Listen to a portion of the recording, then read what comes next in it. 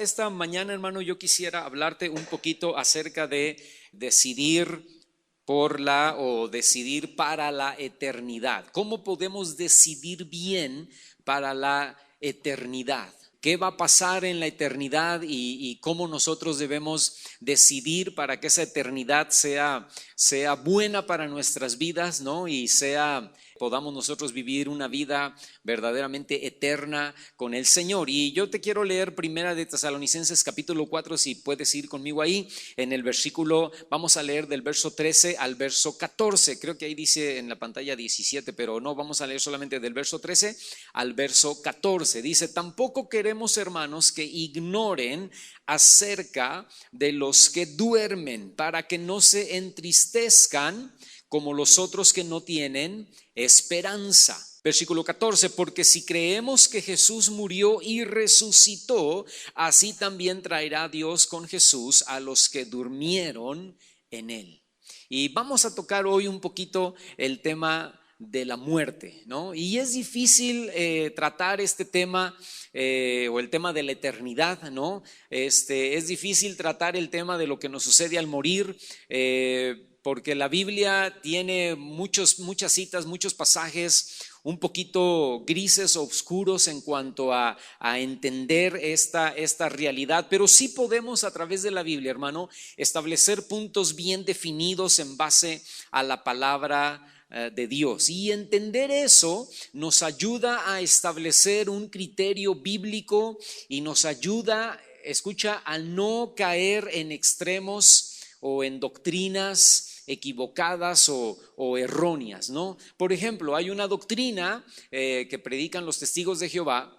Es una doctrina de error que dice que al morir todo nuestro ser, nuestro espíritu, alma y cuerpo quedan dormidos esperando el juicio final, y se basan en varias palabras que hay en la Biblia acerca de que los que están muertos están dormidos, como esta que acabamos de leer, donde en 1 Tesalonicenses 4:13, ¿no? Donde dice: no queremos que ignoren acerca de los que duermen. Y luego el versículo 14 al final dice: así también traerá Dios con Jesús a los que durmieron en él. Entonces, en base a esas palabras y otras palabras acerca del dormir o el morir, ¿no?, que están en la Biblia, los testigos de Jehová dicen que cuando morimos, nuestro cuerpo junto con nuestra alma, junto con nuestro espíritu, con E minúscula, ¿verdad?, quedan sepultados ahí valga la redundancia, en la sepultura, quedan enterrados ahí en la tierra y esperan,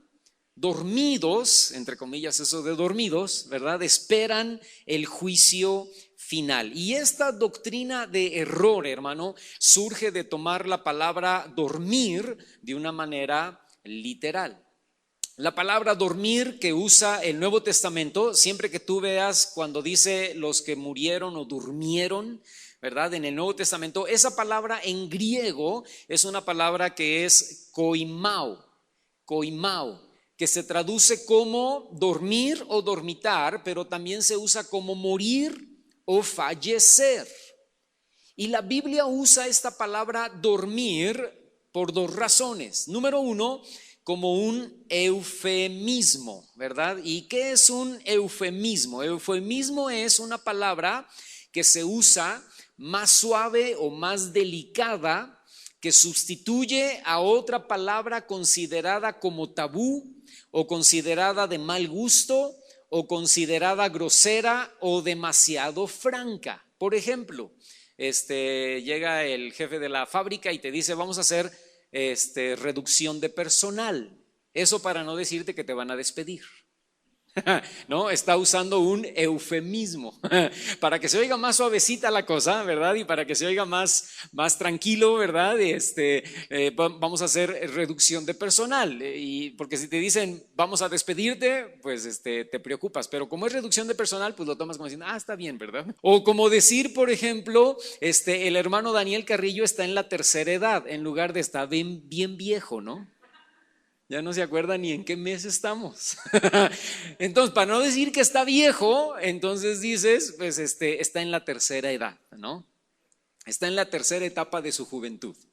Entonces ya ahí estás usando una palabra que es más delicada o que es más suave. Entonces, cuando la Biblia dice durmieron, está usando un eufemismo. Está diciendo, en lugar, para no decir murieron, entonces está diciendo una palabra más delicada, ¿verdad? Durmieron en Cristo. Pero también, fíjate, número 2, la palabra dormir, la Biblia la usa para describir la condición de descanso y de paz que el cuerpo tiene al morir, porque verdaderamente tu cuerpo físico descansa.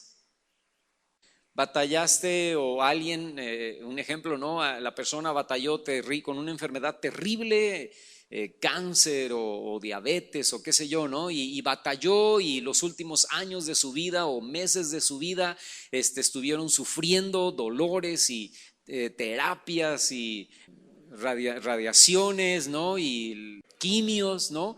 Y entonces ahora por fin mueren y descansan de todo ese, su cuerpo físico descansa de todo ese sufrimiento. Yo vi a mi mamá los últimos meses de su vida sufrir por el cáncer. Y una vez que ella murió, bueno, un consuelo que nos teníamos Paco, yo, mi hermana, ¿verdad? Era, bueno, por lo menos ya descansó y ahora está su cuerpo físico, ¿verdad? Está descansando de este dolor y de esta situación. Mi papá, la misma cosa, ¿verdad? Las últimas semanas para mi papá fueron difíciles también por cáncer. Entonces, pero ahora están ahí en la tumba sus cuerpos físicos, escúchame, no su alma, no su espíritu, únicamente su cuerpo físico está allí descansando de los sufrimientos, ¿no? Y aún de todo el rollo, de toda la vida, de la tensión nerviosa, las preocupaciones, las angustias, las dificultades, ¿no? Etcétera, etcétera. Entonces, dormir, fíjate, no se trata de un sueño profundo o de un reposo inconsciente de todo nuestro ser, espíritu, alma y cuerpo, sino solamente dormir habla solamente del reposo de paz y de tranquilidad que recibe el cuerpo físico únicamente al morir, ¿no? El descanso que nuestro cuerpo físico encuentra, entre comillas, en la muerte. Ahora, ¿qué enseñó Jesús? Ve conmigo, por favor, Lucas. Vamos al Evangelio de Lucas en el capítulo 16. Evangelio de Lucas, capítulo 16. Y fíjate lo que dice, Jesús narra aquí la historia del rico y de Lázaro, ¿no? Cuenta una historia muy interesante que habla acerca de la muerte y que habla acerca de la eternidad. Y es muy interesante porque de esa historia, de esa parábola, podemos aprender nosotros muchísimas cosas. Y ahí en Lucas capítulo 16 dice que Jesús empieza a hablar acerca de esta situación, ¿verdad? Y dice que el rico tenía placeres y lujo y riquezas, ¿no? Y vivía tremendamente bien, lo cual no es un pecado, ¿no? No es un pecado que alguien tenga dinero, y no es un pecado que alguien viva bien y tenga lujos, ¿no? Y tenga buenas comidas y buena ropa. O sea, eso no es un pecado. Trabajas y ganas bien, pues qué bueno que tengas y qué bueno que lo disfrutes, ¿verdad? La Biblia dice que Dios nos da todas las cosas para disfrutarlas. El problema de este rico era que no se acordaba de las necesidades de los demás. Este rico en particular era egoísta, ¿verdad? Y tenía a la puerta de su casa a un mendigo que estaba enfermo, y dice que aún los perros venían y lamían las llagas de este hombre pobre o de este hombre mendigo que se llamaba Lázaro, ¿no? Y el rico nunca se preocupó, ni siquiera, pues no por mantenerlo, ¿no? Pero por sacarle un platito de comida afuera en la puerta de su hogar.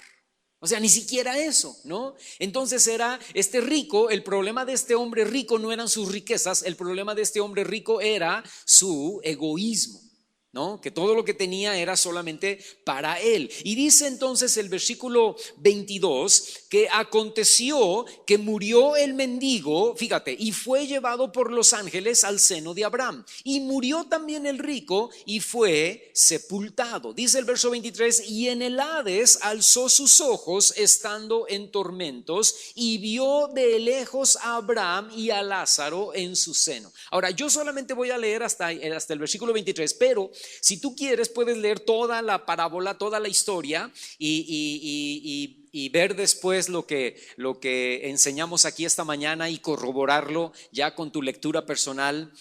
Hoy en la tarde, si quieres, ya lees toda la historia. Pero fíjate, esta historia nos enseña varias cosas muy interesantes acerca de la muerte y acerca de la eternidad.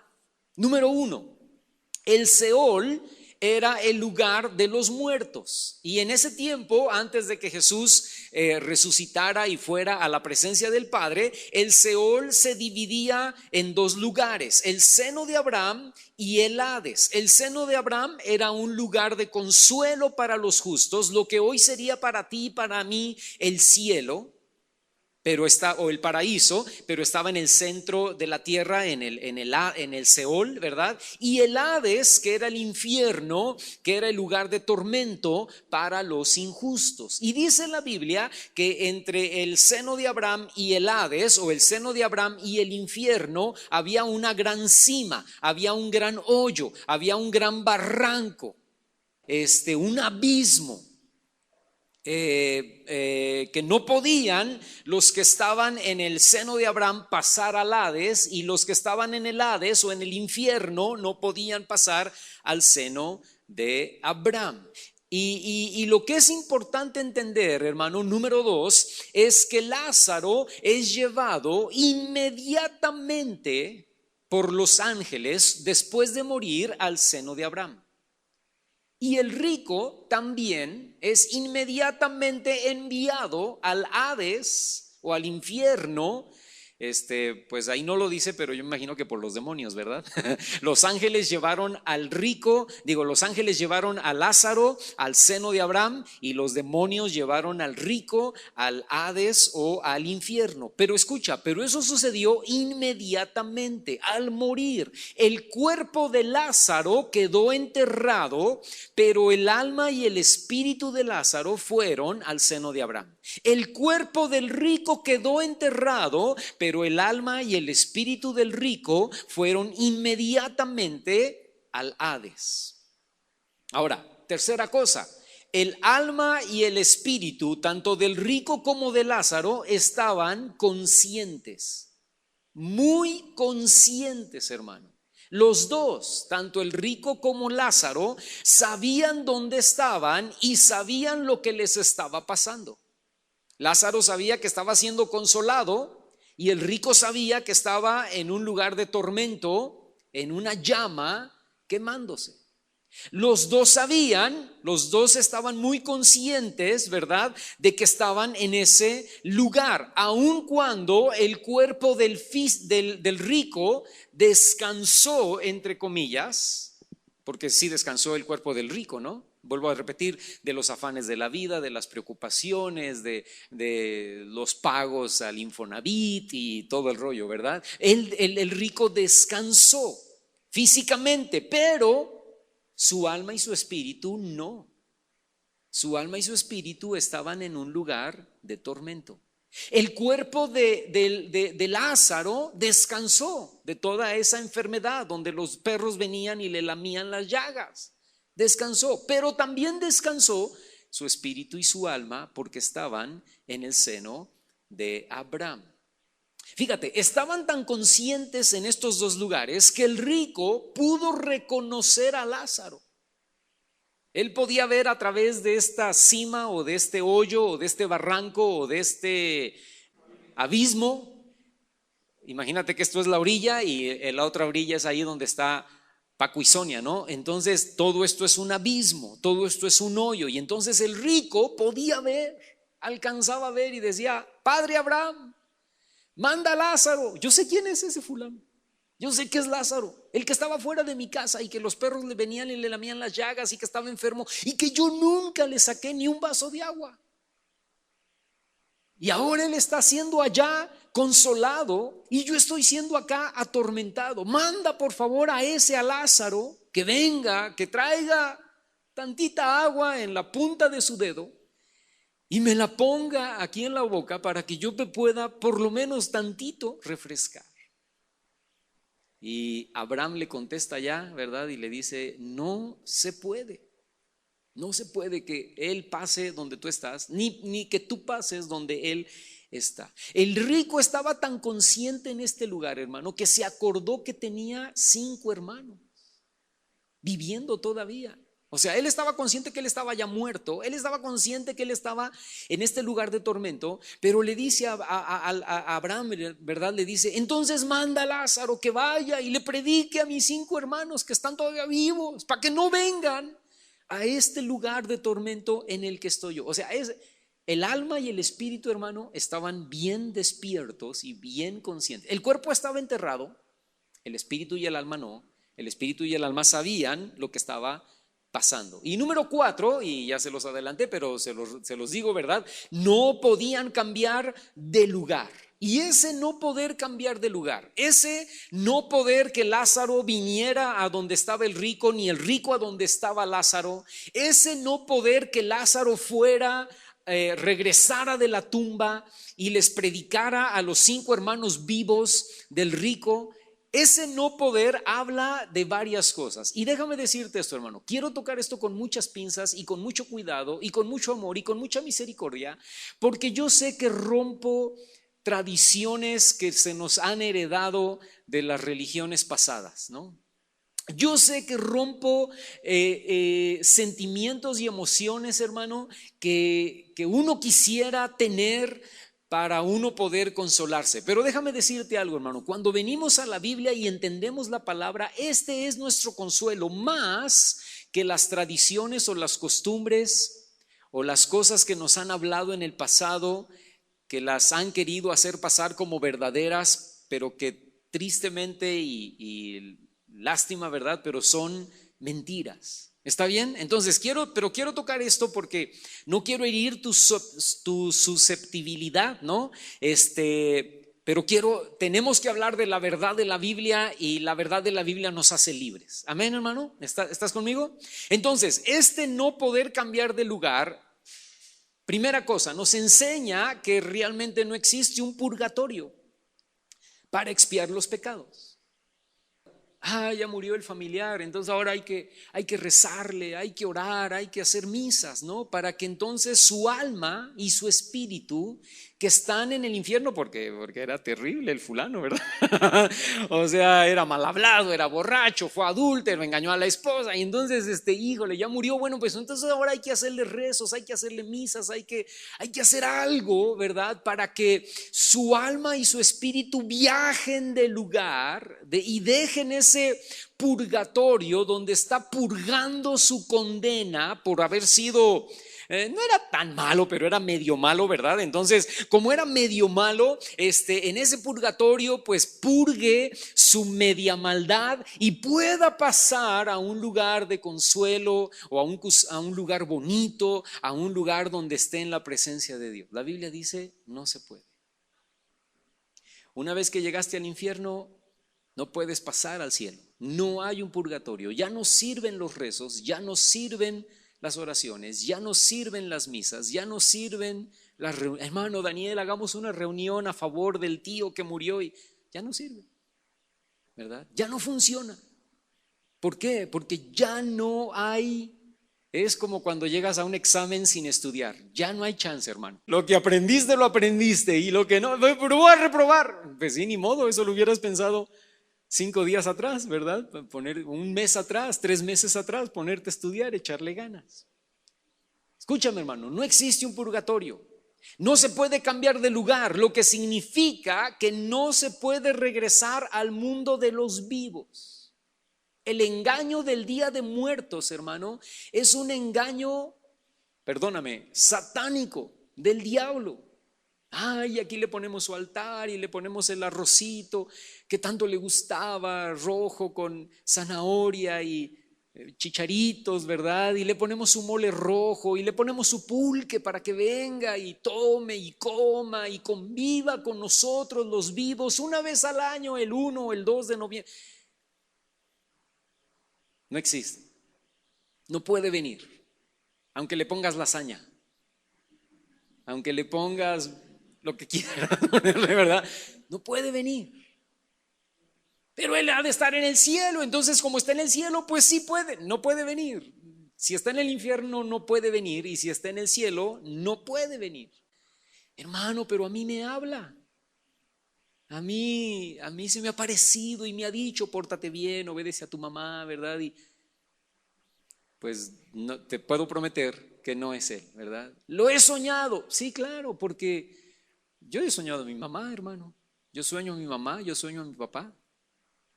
Pero de eso a que estén ahí presentes conmigo y me digan, ¿no? Yo le pido, hermano, yo le pido a mi mamá o le pido a la abuela, ¿verdad? Que murió y que era tan querida y tan linda. Y yo le digo, abuela, intercede por mí, háblale a Dios, ¿verdad? Y dile que me ayude a conseguir este trabajo.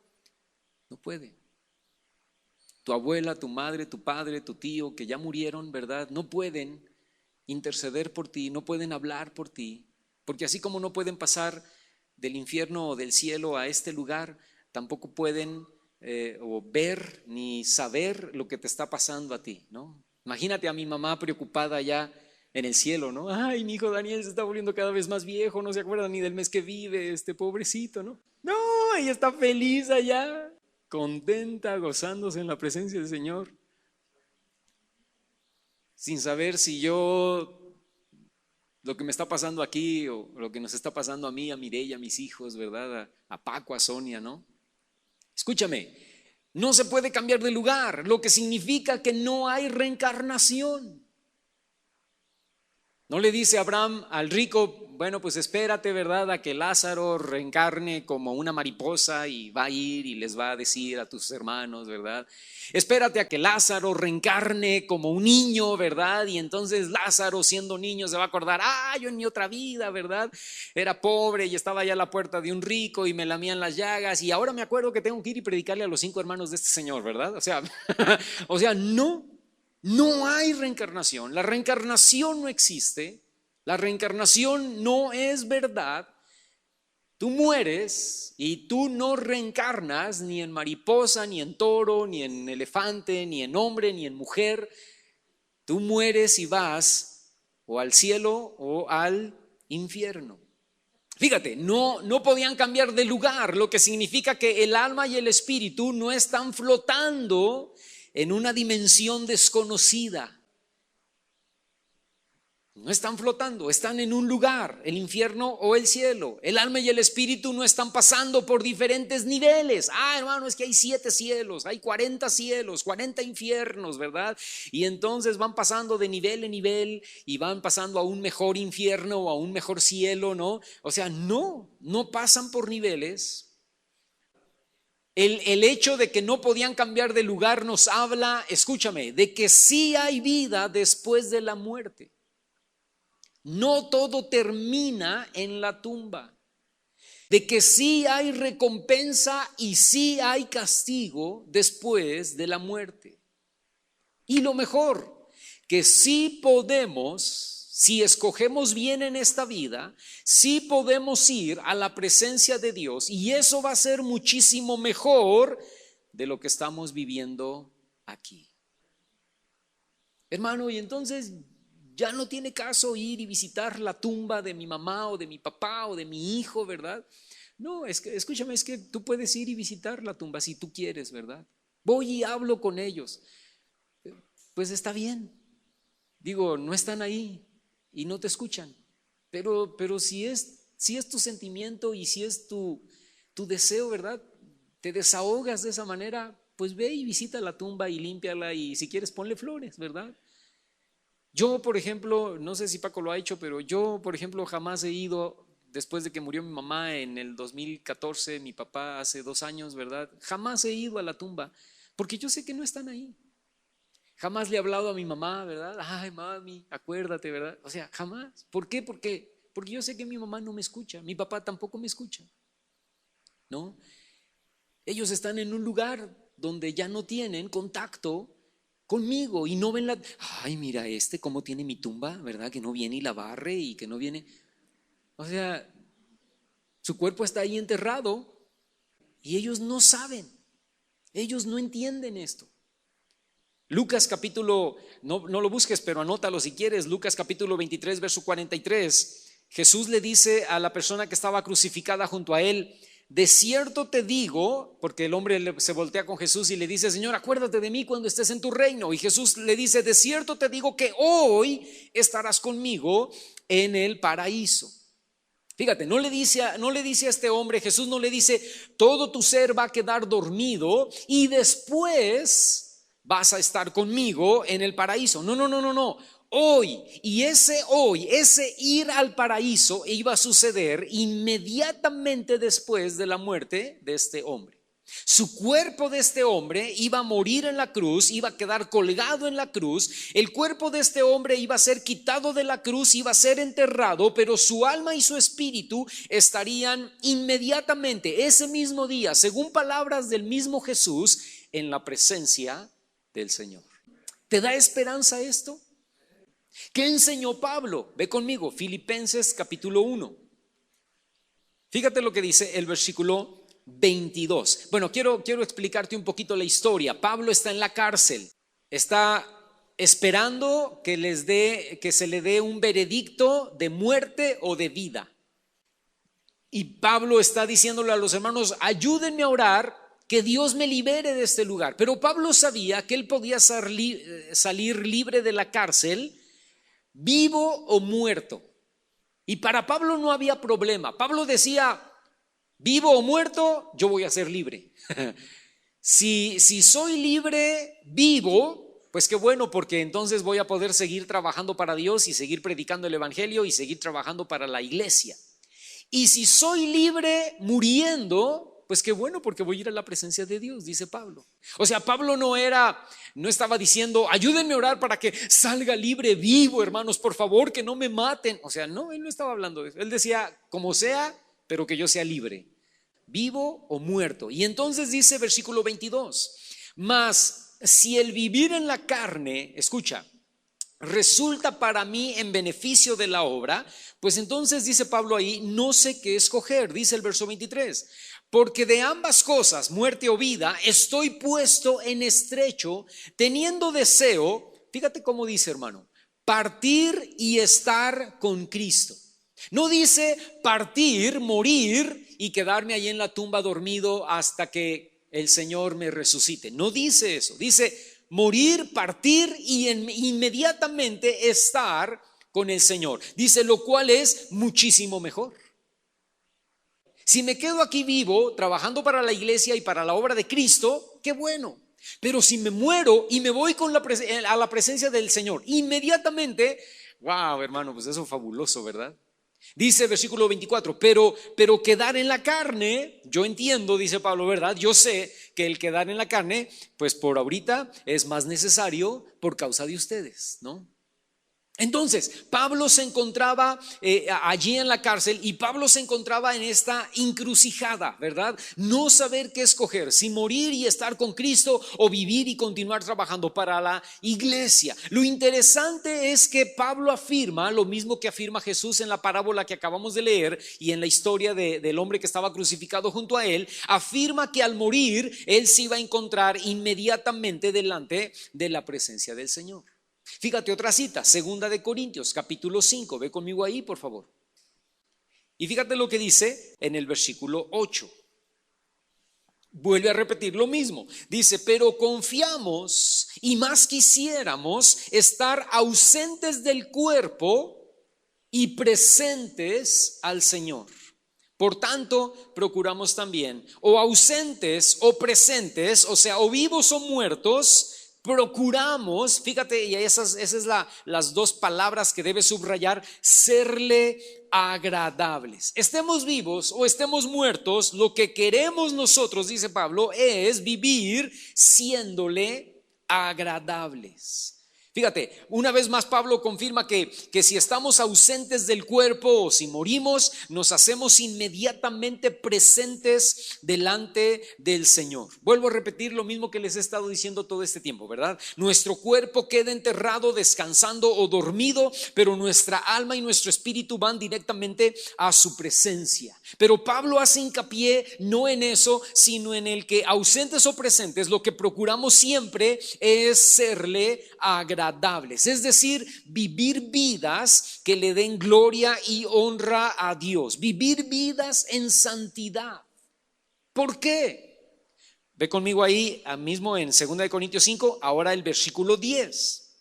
Dice Pablo, porque es necesario, escucha, que todos nosotros comparezcamos ante el tribunal de Cristo para que cada uno reciba según lo que haya hecho mientras estaba en el cuerpo, sea bueno o sea malo. Déjame decirte esto, hermano. Como cristianos, cuando morimos, nuestra alma y nuestro espíritu van directamente, no solamente al cielo, van a un lugar que se llama el tribunal de Cristo. Hermano, ¿y qué pasa? Ya muere Daniel Carrillo, ¿verdad? Su cuerpo es enterrado y recibe descanso, ¿no? Pero su alma y su espíritu van directo a la presencia de Dios. ¿Y ahí qué sucede? Ahí voy directo a un lugar que se llama el tribunal de Cristo. ¿Para qué? Para ser juzgado por lo que yo hice en mi vida cristiana. Escucha, no en mi vida pagana ya fue gracias a Dios, ya fue perdonada por Dios. Todo el pecado ya fue lavado con su sangre. Yo ya no voy a ser juzgado por eso, porque la semana pasada yo te dije que el Señor entierra nuestros pecados, los sepulta y los echa a lo profundo de la mar, ¿verdad? Y ya no se acuerda más de ellos. Ay, hermano, tengo miedo porque me van a juzgar allá arriba en el tribunal de Cristo y van a ver todo lo que hice. Olvídalo, no, ya el Señor va a decir, ¿qué hiciste? No recuerdo. Yo recuerdo de cuando dijiste, Señor, te acepto como Señor y Salvador en mi vida a la fecha. Gloria a Dios, sí, gloria a Dios. Ahí se perdieron de darle un aplauso, pararse, brincar, gritar y levantar las manos, ¿verdad? Porque eso va a ser fabuloso, hermano. Que Dios no se acuerde de tus pecados. Que Dios no te juzgue por tus pecados. ¡Wow! Gracias por nada más por la sangre de Cristo, ¿verdad? No porque fuiste bueno, no porque fuiste espiritual, no porque oraste 4 horas diarias, no porque asististe a todos los cultos de la iglesia, no porque diezmaste, no porque ofrendaste. Escúchame, tú y yo ya no vamos a ser juzgados por nuestros pecados única y exclusivamente por la sangre de Cristo Jesús. Amén. Ahora, pero sí vamos a ser juzgados por lo que hicimos como cristianos. Ay, hermano, y si no fui bien cristiano, ¿me van a mandar directito al infierno? No, vas a pasar de panzazo con 5.9. Y como Dios es misericordioso, el 5.9 te lo subí a 6.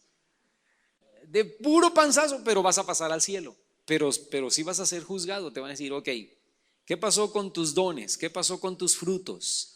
¿Qué pasó con tus talentos? ¿Qué pasó con tus buenas obras como cristiano?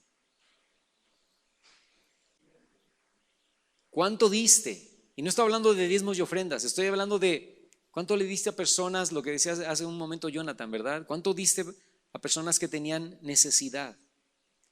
¿Cuánto diste testimonio en tu vida? ¿A cuántas personas llevaste a Cristo? ¿Cuánto testimonio diste de fruto de amor, gozo, paz, paciencia, benignidad, bondad, fe, mansedumbre, templanza?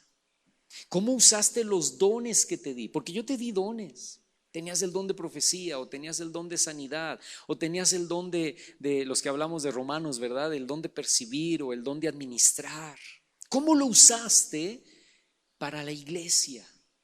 Te di el don el talento de la música, ¿verdad? O te di el talento de los niños, o te di el talento de a ti te gustaba servir, ¿no? Ay, Señor, es que sí, pero los hermanos eran bien confianzudos, ¿verdad? Y luego yo empecé a servir y nunca nadie me dio las gracias y nunca nadie lo valoró, y entonces yo dije, pues ya no vuelvo a servir en ninguna iglesia, y entonces serví nada más los primeros 5 años, pero los últimos 80 pues ya no quise servir en ninguna, ¿verdad? Porque ya estaba yo curado de espanto y entonces ya me desanimé, ¿verdad? Y Dios te va a decir, pues muy mal hecho,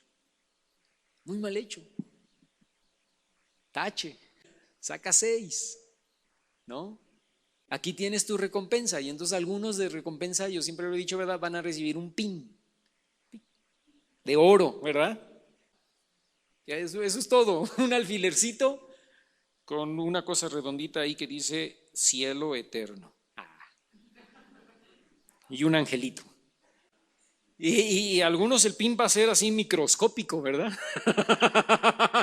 Así como que ¿cómo se dice? Mi galardón, ¿verdad? Y algunos van a llevar lupa y van a decir, está bonito, ¿verdad? Porque el testimonio que dieron, la vida cristiana que vivieron, pues, ¿a cuántos convertiste? No, pues a ninguno, siempre me dio pena, siempre me dio vergüenza. Ay, Señor, es que tú no me diste ese don. Pues si no era un don, era un mandamiento, ir y predicar el evangelio a todo el mundo, ¿no? Te di oportunidades. ¿Te acuerdas? Estabas allí en esa combi y venías tú sola con el chofer y una muchacha ahí a tu lado que venía llorando y yo te hablé y te dije, háblale. Y tú sentías el fuego ahí, tú, no, y si me rechaza, y es que me da pena, es que ya me voy a bajar, ¿verdad? Y adiós, y te bajaste y te fuiste, nunca le hablé, ahí tenías la oportunidad para que el pin creciera, pero no quisiste, ¿me explico? Y otros van a recibir recompensas gigantescas, ¿no? O sea, yo por ejemplo voy a ir como con 6 coronas, ¿no? Hermano, y eso, a ver, deténgame tantito esta corona, hermano, porque ya me pesó.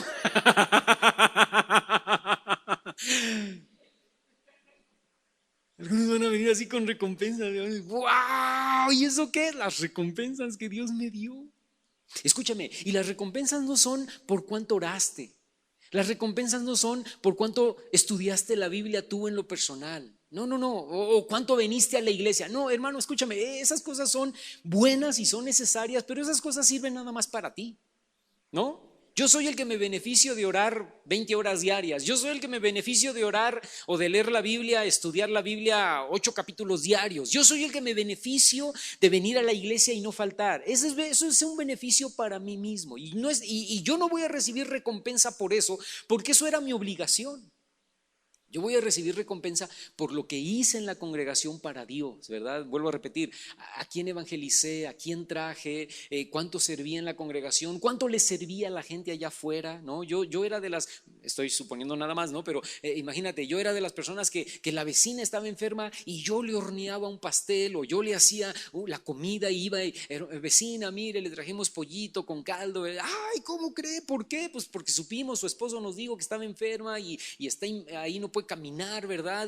Y le trajimos algo. Y eso no pasa si lo anuncias aquí en la iglesia, ¿verdad? Hermanos, quiero dar testimonio que en la semana le llevé pollito con caldo a la vecina. O sea, no lo ha, pero escúchame, pero eso lo ve Dios. Y Dios lo recompensa, Dios lo premia. Hermano, pero eso no se lo hice ni al pastor ni a la iglesia. No, pero se lo hiciste a tu prójimo y eso vale oro en el cielo, hermano. Amén. Fui a orar por alguien. De repente Dios me ve y ora por esta persona por sanidad. Impón tus manos y ora. Independientemente, escúchame, de si se sana. No, tache porque no se sanó, ¿verdad? O sea, hiciste la cosa, pero dice Dios, ¿no? Tache porque no se sanó. O sea, no. No importa si se sana o no se sana. La cosa es que tú tuviste en tu corazón ir y orar y clamar, ¿no? Y ni cristiano era. Y ni venía a la roca. No importa. Nuestros premios, nuestros galardones, hermano, van a ser por lo que hicimos, ¿no? Dejé de ser iracundo, dejé de ser una persona que todo el tiempo estaba enojado, gritando, peleándome con todos, y empezó a manifestarse después de que comencé a ser cristiano. En el transcurso de los años comenzó a manifestarse en mi vida paciencia, amor, misericordia. Eso va a ser galardonado, hermano. Eso va a ser galardonado. Entonces dice, y Pablo se incluye, ¿no? Dice, porque es necesario que todos, incluido yo, dice Pablo, todos nosotros comparezcamos ante el tribunal de Cristo. Y entonces, una vez que recibes tu recompensa, el pin, que aquí en la iglesia de la Roca, déjame decirte, nadie va a recibir un pin, todos van a recibir unas coronotas, ¿verdad? La gente te va a ver de lejos, es con 8 coronas, esa era de la Roca, ¿verdad? Sí, seguro. Entonces, una vez que recibes, eres juzgado y el Señor te dice, muy bien, ¿qué hiciste? Y te van a ver ahí todas tus obras y todo, te van a dar tu recompensa, ¿no? Entonces, ahora sí, pasa, buen siervo y fiel, en lo poco fuiste fiel, en lo mucho te pondré. Y entonces ahí vas con tu carretilla llena de coronas, ¿verdad? Y entras al cielo y dices, ¡wow!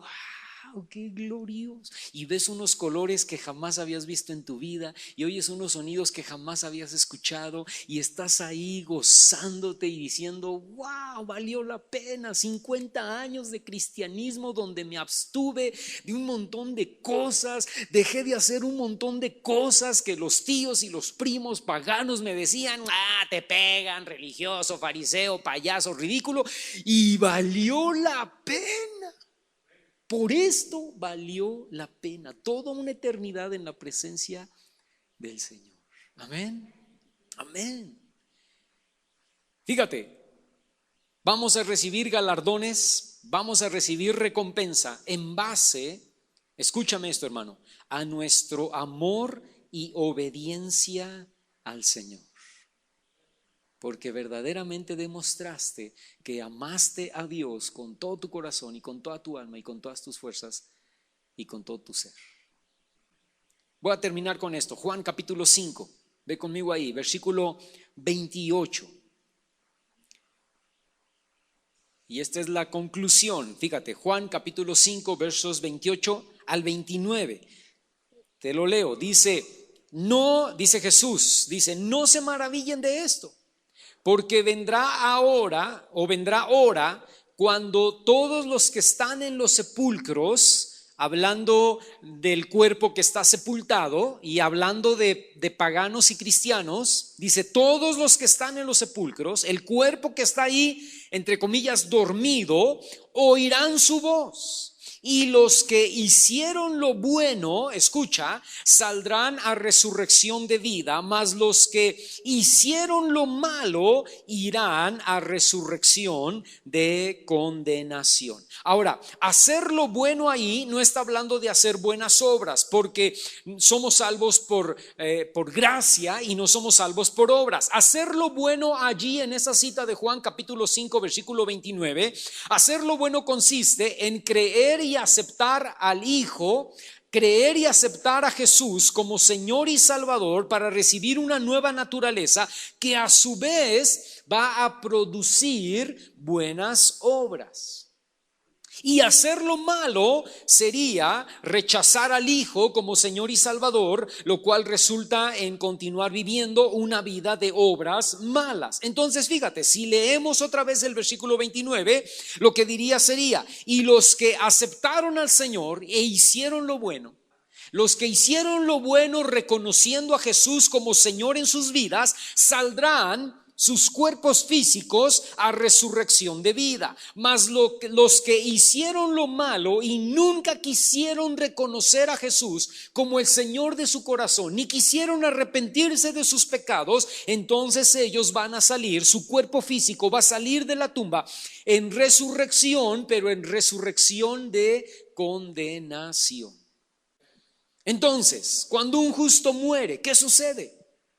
Cuando un cristiano muere, su cuerpo duerme o queda enterrado en la tierra, su espíritu y su alma van directamente al tribunal de Cristo para recibir galardones y pasar al cielo, y de ahí, escúchame, esperar que su cuerpo resucite glorificado para estar integralmente, espíritu, alma y cuerpo, por toda la eternidad en la presencia del Señor. Eso es para ti, para mí. ¿Te da gusto, hermano? ¿Le das gloria a Dios por eso? Amén, gloria a Dios, ¿no? Ahora, y cuando un incrédulo muere, o cuando una persona no cristiana que no quiso ser cristiana muere, pues mira, su cuerpo es sepultado, su espíritu y su alma van directamente al infierno, no lo digo yo, es lo que dice la Biblia, y de ahí espera su cuerpo para resucitar y levantarse de la tumba para ir a un juicio final, para ser enviado no al infierno, sino la Biblia habla en Apocalipsis de ser enviados al lago de fuego y azufre con su cuerpo, su espíritu y su alma para eternamente vivir atormentados. Alguien dice, hermano, es que Dios no puede ser tan mala onda, ¿no? Como para mandar a alguien así. Y yo te digo, hermano, es que tú no tienes la justicia de Dios, ni el amor de Dios, ni la misericordia de Dios. Y tú no puedes entender la justicia ni el amor de Dios, la justicia y la misericordia de Dios, porque tu justicia y tu misericordia, mi justicia y mi misericordia son muy limitadas. Pero la justicia y la misericordia de Dios son perfectas. Y cuando estemos en el cielo, vamos a entender un poquito de esa perfección y vamos a decir, wow, sí, no, Dios tiene razón. Dios no es injusto en lo que hace, Dios es justo en todo lo que hace.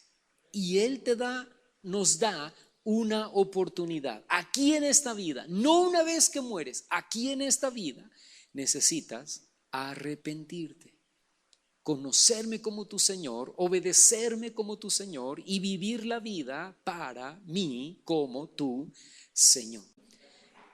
En conclusión, nuestra eternidad se define si en esta vida reconocemos o no a Jesús como el Señor y Salvador de nuestras vidas. Nuestra eternidad se define si en esta vida creemos o no en su sacrificio y su resurrección. Nuestra eternidad se define si en esta vida nos arrepentimos o no para recibir el perdón de nuestros pecados y ser salvos. Y nuestra eternidad se define si en esta vida reconocemos que nuestra vida ya no es nuestra vida, que ya no nos pertenece y que ahora somos del Señor. Y por eso es tan necesario y por eso es tan importante y por eso es tan trascendente, hermano, que tú y yo prediquemos el Evangelio, las buenas nuevas de salvación a diestra y a siniestra. No, hermano, es que ya le he hablado al tío, pero no se convierte. No des tu brazo a torcer, síguele hablando, que no quede por ti. Y sigue orando mucho, ¿verdad? Señor, tócalo. Algún día Dios va a hacer la obra. Y si Él no decide por Él mismo y muere en esa terquedad o obstinación, pues escúchame, hermano, se oye feo esto que voy a decir, ¿verdad? Pero su sangre es sobre su cabeza. Yo obedecí. Las 800 veces que Dios me mandó a predicarle, yo fui y le prediqué. Y le caí bien gordo, ¿verdad? Ya lo tenía hasta el copete al pobre tío, pero yo fui obediente a Dios. ¿Estás conmigo? Y si se convierte, acuérdate, corona, ¿verdad? No pin, corona. Y vamos a poder llegar al cielo diciendo, Señor, yo hice lo que tú me mandaste.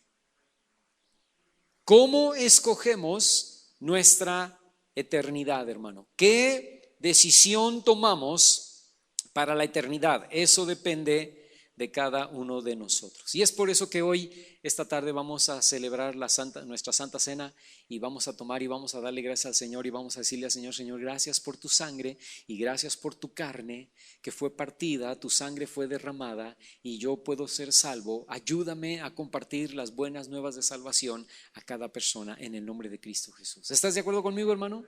Vamos a ponernos de pie y vamos a orar.